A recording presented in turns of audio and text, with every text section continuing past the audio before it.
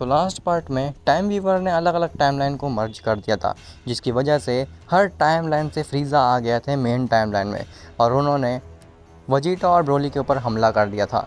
लेकिन एक फ्रीज़ा उनमें से ऐसा था जो कि ओमनी किंग था और उसने ट्रंक्स को मार करके वहाँ से ले गया था। अब उसके आगे, लेकिन उससे पहले तुम वीडियो को लाइक करो और अगर तुम्हें ऐसे ही मांगा सुनने पसंद है तो चैनल को भी सब्सक्राइब कर देना ताकि आगे आने वाली वीडियोस तुम्हें सबसे पहले मिल सकें। खैर, आज का पार्ट स्टार्ट करने से पहले मेरे को एक चीज़ क्लियर करनी है। तुम में से काफ़ी लोग मेरे से नए जुड़े हैं जिनको कि हो सकता है कि टाइमलाइन के बारे में नहीं पता है। जिनको पता है वो ऊपर दिए गए टाइम पे जा सकते हैं जहाँ से स्टोरी कंटिन्यूड है। लेकिन तुम में से जो लोग मुझसे अभी जुड़े होंगे वो लोग कंफ्यूज होंगे कि आखिर ये टाइमलाइन का क्या है, कुछ समझ नहीं आ रहा। और मैंने कहा था कल के पार्ट में कि हो सकता है कि दो गोकू आ जाएं। जब गोकू एक ही है, इटर्नल बीइंग एक ही है, तो दो कहाँ से आ सकते हैं? किसी ने ये चीज़ भी पूछी थी।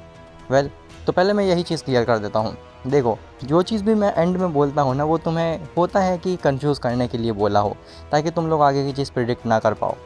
लेकिन अगर बात करी जाए टाइमलाइन की, दो गोकू कहाँ से आ जाएंगे, तो मैं इसे तुम्हें रियल वर्ड से समझाता हूँ।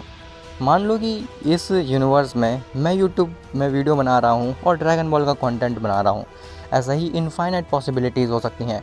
हो सकता है किसी यूनिवर्स में मैं नारुतो का कंटेंट बना रहा हूँ, हो सकता है किसी में मैं वन पीस का बना रहा हूँ, हो सकता है किसी में मैं खुद ही एनिमे हूँ, हो सकता है कि मैं किसी में पैदा ही ना हुआ हूँ। ऐसे इनफाइनाइट पॉसिबिलिटीज़ हैं। अब वो इनफाइनाइट पॉसिबिलिटीज़ इसी टाइमलाइन में तो पॉसिबल नहीं हो सकती ना। मैं इसी टाइमलाइन में डॉक्टर, इंजीनियर, पायलट सभी एक साथ नहीं हो सकता हूँ। अब यही चीज़ तुम ड्रैगन बॉल के नज़रिए से सोचो तो एक एग्जिस्टेंस है जिसमें कि गोकू इटर्नल बीइंग है और वो पूरे एग्जिस्टेंस को सही से संभाल के रखता है और उसमें इम्बैलेंस क्रिएट नहीं होने देता। लेकिन हो सकता है किसी दूसरी टाइमलाइन में वही इटर्नल गोकू ईविल हो और वो ऑलरेडी पूरी एग्जिस्टेंस को तबाह कर चुका हो और टाइम वीवर के टाइमलाइन मर्ज करने की वजह से वो मेन टाइमलाइन में आ जाए। जैसे कि काफ़ी सारे टाइमलाइन से फ्रीज़ा आ गए थे। अब मैं ये नहीं कह रहा हूँ कि यही होने वाला है आगे, ये एक बस एक पॉसिबिलिटी है जो कि मैंने तुम्हें गुमराह करने के लिए बताई थी। खैर, अब कंटिन्यू करते हैं अपनी स्टोरी के साथ में। तो ग्रैंड प्रीस्ट और जेनो आते हैं यूनिवर्स 7 में, ये देखने के लिए कि आखिर इतना भयानक तबाही किसने मचाई थी। जैसे ही वो उसके नज़दीक पहुंचते हैं तो वो देखते हैं वहाँ पे एक मॉडल खड़ा है जिसके आसपास एक स्टार जितनी एनर्जी क्रिएट हो गई है। जैसे ही जेनो और ग्रैंड प्रीस्ट उसके नज़दीक पहुँचते हैं तो वो देखते हैं ये तो वजीटा है जो कि बेहोश हो चुका होता है। जेनो और ग्रैंड प्रीस्ट वजीटा को लेकर के आते हैं अर्थ पे, जहाँ पे ब्रोली सारी बातें बताता है जो भी अभी तक हुई थी जेनो और ग्रैंड प्रीस्ट को। जेनो कहता है आखिर ऐसा कैसे पॉसिबल हो सकता है, अभी तो हमारी सभी टाइमलाइन ठीक हो गई थी, सब कुछ सही से फ्लो करने लगा था, अभी दोबारा से टाइमलाइन कैसे ख़राब हो सकती है? ग्रैंड प्रीस्ट, मुझे लगता है कि वो डार्क इटर्निटी के अलावा कुछ और भी बहुत अजीब चल रहा है हमारे मल्टीवर्सेस में, लेकिन हम उस चीज़ को पकड़ नहीं पा रहे हैं क्योंकि हम लोगों का ध्यान अभी तक केवल फ्रीज़ा, जिरेन और इटर्नल गोकू की तरफ था। लेकिन अब हमें ही फिगर आउट करना पड़ेगा कि आखिर ये टाइमलाइन के साथ क्या खिलवाड़ हो रहा है ताकि हम उस चीज़ को रोक सकें। ग्रैंड प्रीस्ट कहता है, जी लॉर्ड जेनो, आपकी बात बिल्कुल सही है। तभी वहाँ पे एक फ्रीज़ा आता है जिसे देख करके ब्रोली खड़ा हो जाता है। ब्रोली कहता है, तुम यहाँ पे दोबारा कैसे आए, अब तुम क्या चाहते हो? तो फ्रीज़ा कहता है, घबराओ नहीं, मैं वो फ्रीज़ा नहीं हूँ जो कि ट्रंक्स को मारा था, मैं दूसरा फ्रीज़ा हूँ, मैं दूसरी टाइमलाइन से आया हूँ। तो ब्रोली कहता है, लेकिन तुम मुझसे चाहते क्या हो? तो फ्रीज़ा कहता है, मैं तुम्हारी मदद करने आया हूँ। मेरे टाइमलाइन में तो सीएंस मेरे दोस्त थे और हम लोगों ने साथ में मिल कर के काफ़ी सारी गैलेक्सीज़ और यूनिवर्सेस पे कब्ज़ा भी किया था। ब्रोली कहता है, क्या तुम्हारी टाइमलाइन में सेयन और फ्रीज़ा दोस्त थे?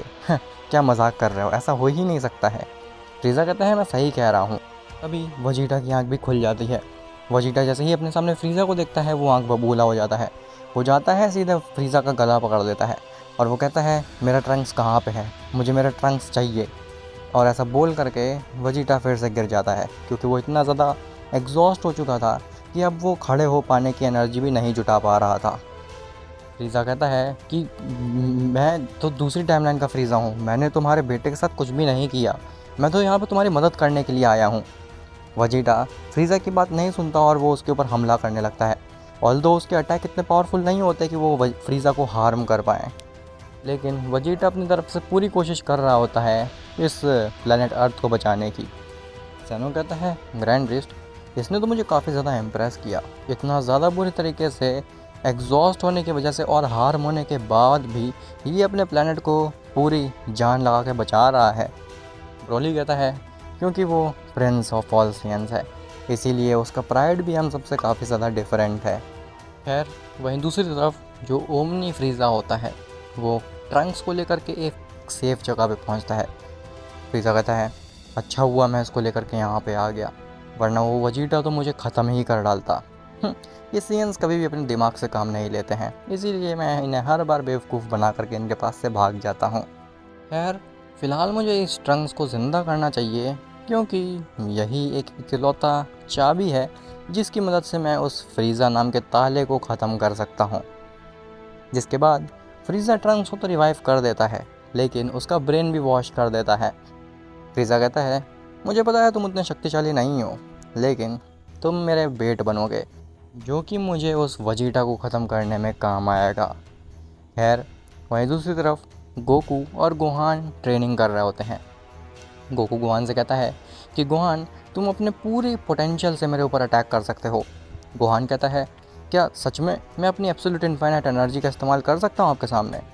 तो गोकू कहता है, नहीं गोहान, तुम अपनी बेस फॉर्म की ही फुल पोटेंशियल से मेरे ऊपर अटैक कर सकते हो। तुम्हें अपनी एब्सोल्यूट इनफाइनाइट एनर्जी के ऊपर इतना ज़्यादा डिपेंडेंट नहीं होना चाहिए, क्योंकि हर बार तुम उसका इस्तेमाल नहीं कर सकते हो। जैसा कि तुमने देखा ही होगा कि तुम्हें जिरेन को हराने के लिए उस मल्टीवर्स से बाहर जाना पड़ा था, तब तुम जा कर के जिरेन को हरा पाए थे। लेकिन अगर तुमने अपनी बेस फॉर्म को ही इतना स्ट्रॉन्ग बनाया होता तो फिर तुम्हें उस मल्टीवर्स के बाहर जाने की ज़रूरत ही नहीं पड़ती।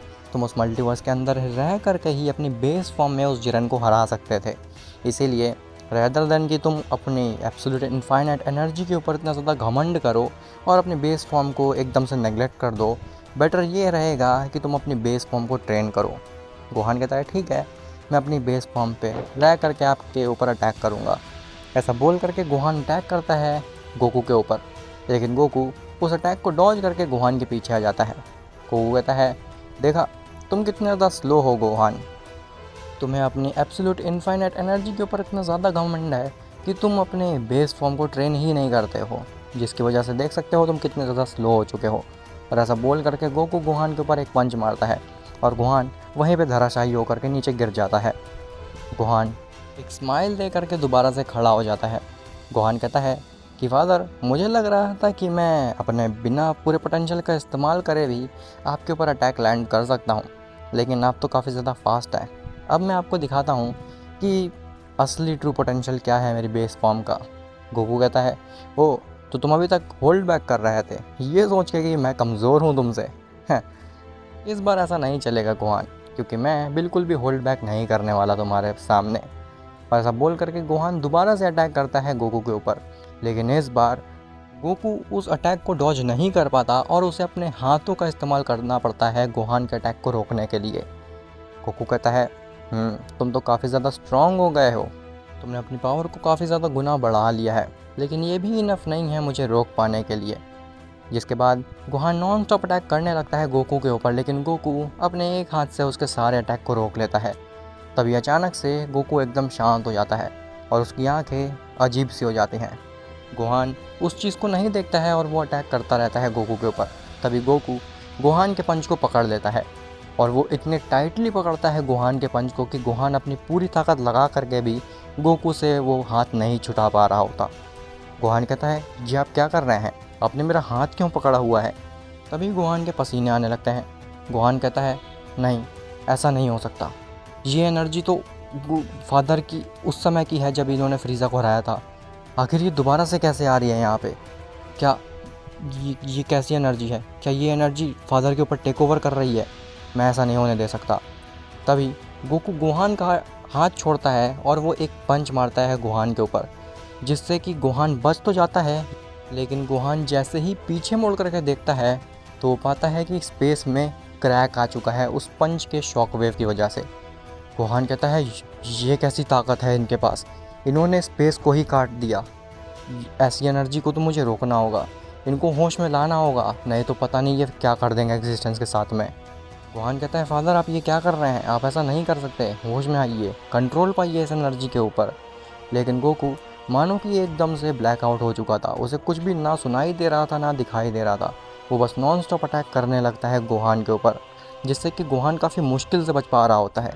तभी गोहान कहता है बस बहुत हो गया, अब मुझे फादर को रोकने के लिए अपनी एब्सोल्यूट इनफाइनाइट एनर्जी को यूज़ करना ही पड़ेगा। मुझे माफ़ कर दीजिए फादर, मुझे पता है आपने मुझे मना किया था इस एनर्जी को यूज़ करने के लिए, लेकिन अब मुझे ये एनर्जी आपके ही खिलाफ इस्तेमाल करनी पड़ेगी, आपको रोकने के लिए और इस एग्जिस्टेंस को बचाने के लिए। जिसके बाद गोहान दोबारा से अपनी एब्सोल्यूट इनफाइनाइट एनर्जी को इस्तेमाल करता है और वो गोकू के सामने खड़ा हो जाता है। उन दोनों की फ़ाइट से इतनी ज़्यादा एनर्जी रिलीज़ हो रही होती है कि इटर्निटी खुद शॉक में आ जाता है। इटर्निटी कहता है आखिर ये कैसी एनर्जी है, ये तो गोकू की एनर्जी लग रही है और उसी के साथ ही तो अजीब सी एनर्जी मिक्स हुई है। कहीं गोकू और गोहान कुछ ज़्यादा ही हार्श ट्रेनिंग तो नहीं करने लगे। मुझे जा कर के उनको रोकना होगा इससे पहले कि वो कुछ बहुत ही ज़्यादा गलत कर दें एग्जिस्टेंस के साथ में। गोहान अपनी एब्सोल्यूट इनफाइनाइट एनर्जी को इस्तेमाल करने के बाद काफ़ी आसानी से गोकू के अटैक को डॉज कर पा रहा होता है, लेकिन वो गोकू के ऊपर स्टिल एक भी अटैक लैंड नहीं कर पा रहा होता क्योंकि गोकू भी बहुत ज़्यादा फास्ट होता है। गोहान कहता है मेरी इनफाइनाइट एब्सोल्यूट इनफाइनाइट स्पीड से आकर ये कैसे डॉज कर ले रहे हैं, ऐसा तो नामुमकिन है, इसे तो कोई भी नहीं डॉज कर सकता। फादर आप ये क्या कर रहे हैं, जल्दी से अपने होश में आइए, नहीं तो बहुत बुरा हो जाएगा इस एग्जिस्टेंस के साथ में। तभी वहाँ पे इटर्निटी भी आ जाता है। इटर्निटी कहता है आखिर ये क्या कर रहे हो तुम लोग। तो गोहान कहता है कि ये फादर अपना होश खो चुके हैं और इनके अंदर से ये कितनी अजीब सी एनर्जी आ रही है जो कि पहले भी सेंस कर चुके हैं हम। इटर्निटी कहता है ये एनर्जी तो मैंने भी सेंस की थी पहले, क्या ये वही एनर्जी है? नहीं हो सकता गोहान, तुम्हें इसे रोकना ही होगा क्योंकि ये अनस्टॉपेबल हो जाएगा अगर ये एक बार इस एनर्जी ने गोकू के ऊपर काबू पा लिया तो। गोहान कहता है मैं पूरी कोशिश कर रहा हूँ, लेकिन आप देख सकते हैं ये कितना ज़्यादा पावरफुल हो चुका है। खैर तभी गोकू होश में आ जाता है। गोकू गोहान को अपनी एब्सोल्यूट इनफाइनाइट एनर्जी का इस्तेमाल करते हुए देखता है और काफ़ी गुस्सा आ जाता है। गोकू कहता है मैंने तुमसे मना किया था ना कि प्रैक्टिस के बीच में इस फॉर्म को यूज़ नहीं करना है, लेकिन फिर भी तुमने मेरी बात नहीं मानी गोहान। गोहान कहता है कि मुझे आपको ही रोकने के लिए इसका इस्तेमाल करना पड़ा है। गोकू कहता है कि तुम्हारा मतलब क्या है? तो गोहान बताता है कि आप पूरी तरीके से बर्ज़र्क हो गए थे, आपके ऊपर उस एनर्जी ने काबू पा लिया था। गोकू कहता है कैसी एनर्जी, मुझे तो कुछ भी याद नहीं आ रहा। इटर्निटी कहता है गोहान तुम शांत रहो, तुम्हें उसके बारे में एक्सप्लेन करने की कोई भी ज़रूरत नहीं है। गोहान कहता है ठीक है जैसा आप कहें। इटर्निटी कहता है बस गोकू तुमने बहुत ज़्यादा ट्रेनिंग कर लिया है, अब तुम जाओ और जा कर के आराम करो। गोकू कहता है हाँ मुझे भी लगता है, मैं बहुत ज़्यादा एग्जॉस्टेड फील कर रहा हूँ, इवन तो मैंने ज़्यादा देर ट्रेनिंग की ही नहीं गोहान के साथ में। ऐसा बोल करके गोकू वहाँ से चला जाता है। गोहान इटर्निटी से कहता है कि आपने मुझे मना क्यों किया उनको उस एनर्जी के बारे में बताने के लिए। तो इटर्निटी कहता है कि गोहान अगर तुम उसे बता देते तो वो उस चीज़ पे बिलीव ही नहीं करता, क्योंकि वो एक इटर्नल बीइंग है, वो मानता ही नहीं कि उसके ऊपर एक अननोन एनर्जी ने काबू पा लिया था। और दूसरी चीज़ ये है कि ये एनर्जी उसके ऊपर तब काबू पाती है जब वो किसी फ़ाइट में होता है या फिर वो काफ़ी ज़्यादा गुस्से में हो। पहले हमें इस एनर्जी के बारे में पता करना पड़ेगा। गोहान मैं तुम्हें टास्क देता हूँ कि तुम इस एनर्जी का सोर्स का पता लगाओ, आखिर ये एनर्जी आ कहाँ से रही है जो गोकू के ऊपर काबू पा रही है। और तब तक मैं इस चीज़ का ध्यान रखता हूँ कि गोकू किसी से फाइट ना करे और अपने इमोशंस को काबू में रखे, वो गुस्सा भी ना करे। गोहान कहता है जैसा आप कहें, मैं अभी पता लगाता हूँ आखिर ये एनर्जी है किस चीज़ की। अब आखिर क्या गोहान पता कर पाएगा कि ये कौन सी एनर्जी है, किस चीज़ की एनर्जी है, या फिर गोकू कुछ बहुत ही ज़्यादा बुरा करने वाला है? और क्या फ्रीज़ा मार पाएगा वजीटा को ट्रंक्स का इस्तेमाल करके? ये सब तो हमें पता चलेगा नेक्स्ट पार्ट में।